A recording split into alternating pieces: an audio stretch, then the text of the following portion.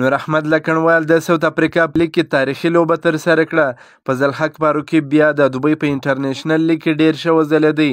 د افغانستان او سریلانکا ترمنځ لوبو ته ډیرې زیاتې کمې ورځې پاتې دي، خو افغان کرکټ بورډ تر اوسه پورې لوبډله نه دی اعلان کړې. د غوراوي کمیټې مشر وټاکل سو.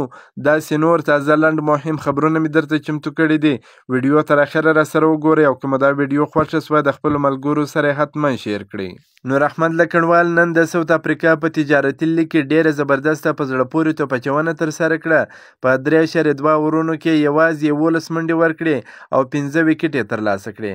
نور احمد لکنوال په دې وروستیو کې د ساوث افریقا په لیګ کې ډیر ښه ځلیږي او نن یې د خپلې لوبډلې لپاره 15 مهم لوبغاړي وسوځول او خپله لوبډله یې هم بریا ته ورسول.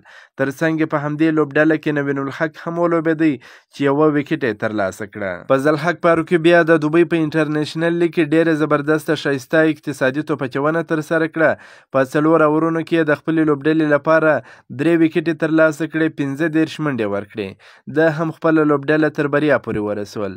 د ده ترڅنګ په لوبډله کې وقار سلام خیل هم ولوبېدی چې 1 وکټ یې ترلاسه کړه. د افغانستان او سریلانکا ترمنځ لوبو ته ډیرې کمې ورځې پاتې دي، خو تر اوسه پورې افغان کرکټ بورډ د دغه لوبو لپاره لوبډله نه دی اعلان کړې.